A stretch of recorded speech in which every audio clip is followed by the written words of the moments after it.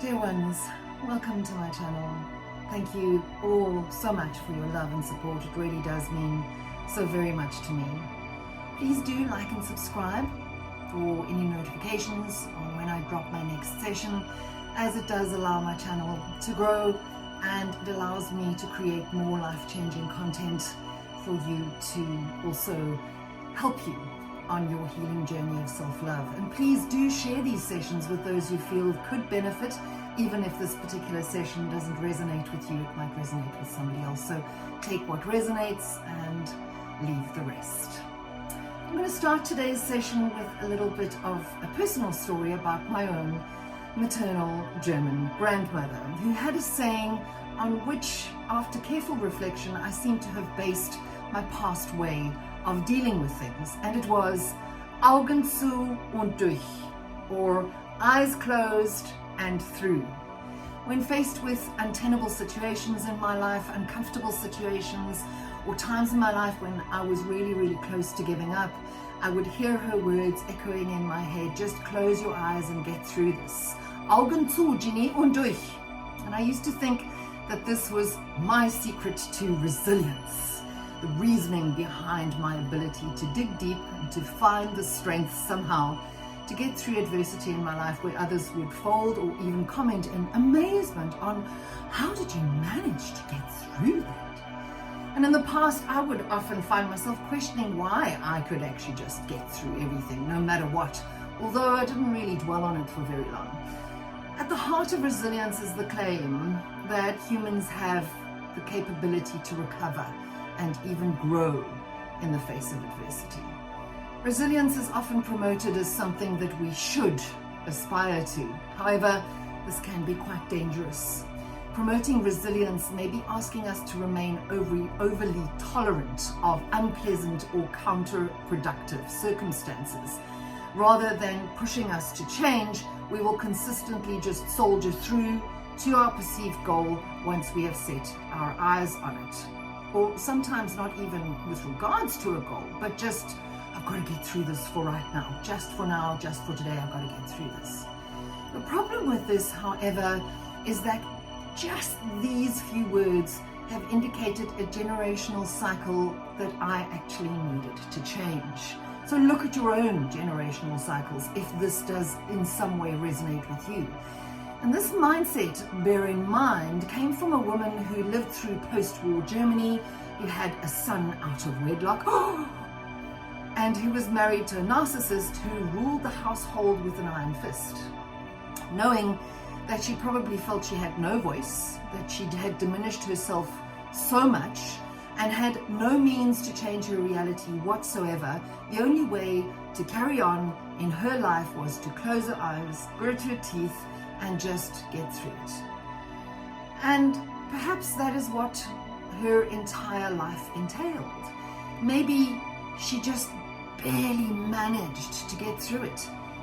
Does that mean that she ever actually dealt with her stuff, that she felt the pain and understood where it came from? And then I asked the question, does it mean she ever felt good enough by just getting through everything? Was she ever really happy? And I think this question was very important, because when I asked myself that question, I realized that she was not a lady that was very quick to smile. When I did visit my grandparents' home, very rarely because it was so far away from South Africa, it was not a household filled with laughter and joy and fun or even acceptance. There was a very heavy, this is the only way to do things. Very rigid, very regimental kind of energy, which was obviously consolidated by my grandfather's strictness. I have a memory from when I was 10 years old and still learning German, coming back from school to find a flashcard with conjunctions of the verb to have, complete with certain failings of mine, being underlined of course, and highlighted in bright colors to drive home the message. I'd even drawn a picture, a beautiful picture in my mind, my 10-year-old head, of my teacher, Frau Brosig, still even remember her name, and was quite proud of the result, only to be met with his altered version of it, where he had copied my picture and typexed out my failings and redrawn it better and put it in my bedroom for me to see how it should be done. My grandmother's life was literally lived by that mantra, Augen Zu und Durch, eyes closed and through. Just close your eyes and before you know it, it'll be over and you will be through it. But dear ones, what happens when we go through our lives with our eyes closed, with a grimace on our faces and our teeth gritted? How much joy are we actually taking out of our life experiences?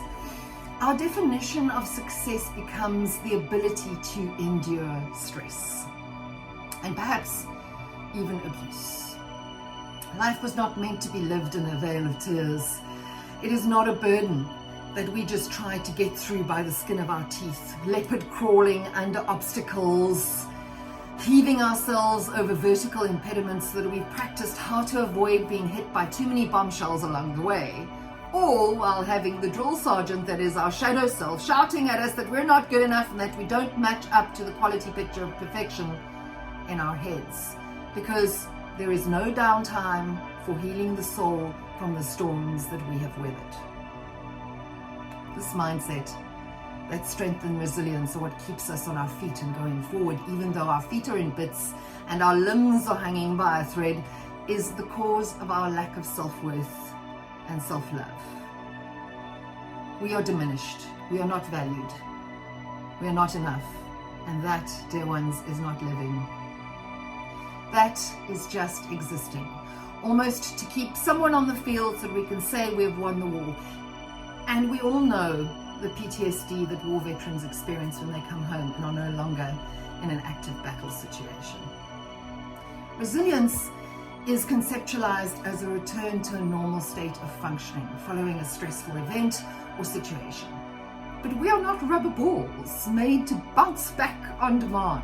Solely focusing on resilience encourages us to blame ourselves if we find ourselves failing to grow stronger through this adversity. Life, dear ones, is not a war. And no matter how many may tell you that it is, life is truly about the joy of the experiences that we mindfully live through and, very importantly, learn from. Some people strategize their way through life as though they're playing chess. And if that works for them, all the better for it. The reality is that we're not competing with anybody else. The only beings we are in competition with is ourselves. And when we reach the end of this lifetime, nobody is standing at the pearly gates handing out medals. What are medals worth anyway, especially awarded posthumously?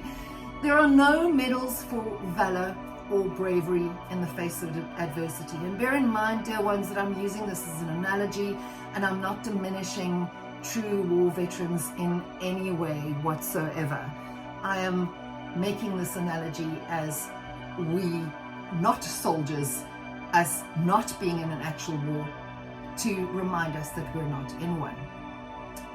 So when we truly learn the value of life lessons that have been presented to us, when we take the time to examine what needs to be changed, what we need to heal from, what we need to assimilate, we understand that plodding on, no matter what, with blindfolds on, so that we don't truly have to face why we are experiencing what we are or have experienced, is not the way that life is meant to be lived. Yes, as innocent beings first thrust upon this earth, we only have the examples of our parents, who we look to for how to live. And the reality is that they are only living their lives based on the examples they had from their parents. And there's nothing wrong with this formula if, keyword, if we learn that we have the power over our own lives to make the changes to the generational cycles. And this is the crux of today's session, is closing out and ending off generational cycles. We can either choose to perpetuate those cycles, giving the responsibility of making changes to our children or those who come after us, or we can choose to break those cycles of, for example, narcissist versus people pleaser, and teach ourselves and our children to love themselves so that the cycle can truly be closed out. Because when we raise our own vibrations, we affect every single person who comes into contact with us, virtually or in person, giving them the opportunity to raise their vibrations too. And we start being the change that we want to see in the world around us. No one wins anything when we diminish ourselves under the guise of being accepted by our families and society. So much that we are no longer living in joy, but are only governed by fear, uncertainty, and doubt.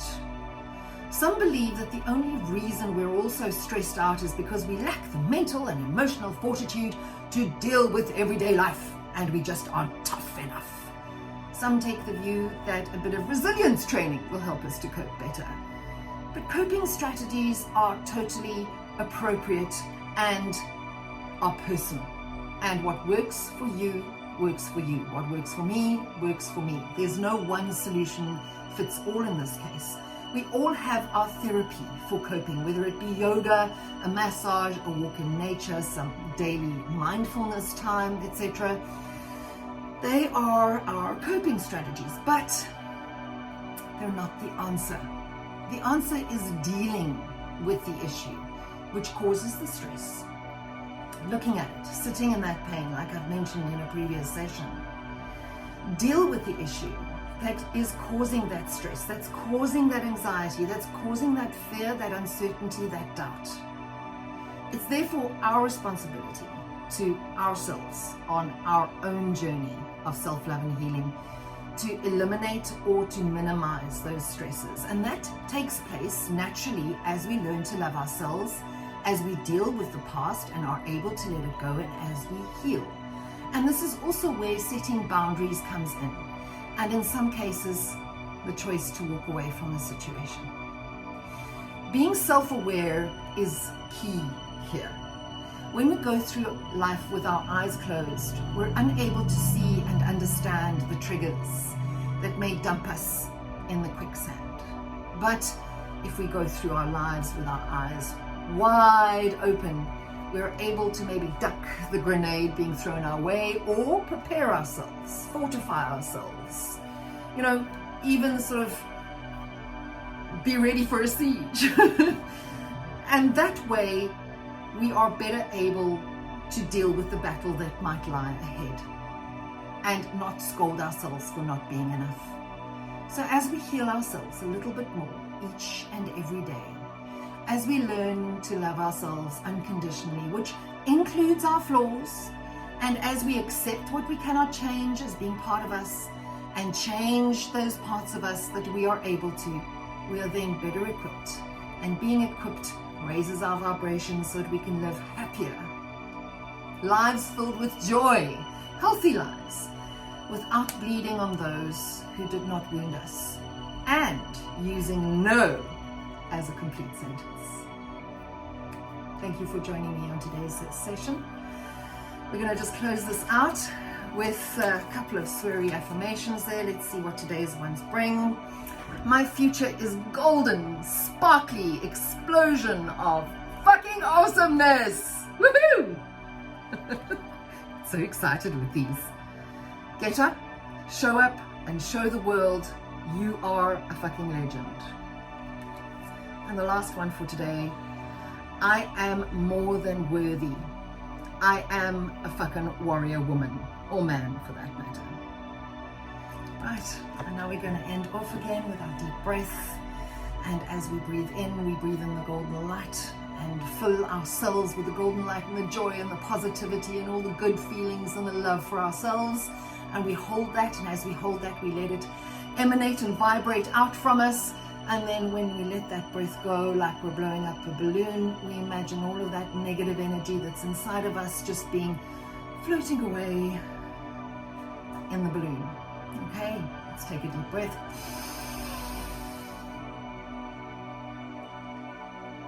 And hold it.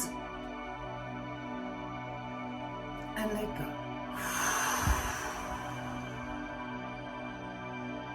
Thank you for your time, dear ones. Much love. Be well.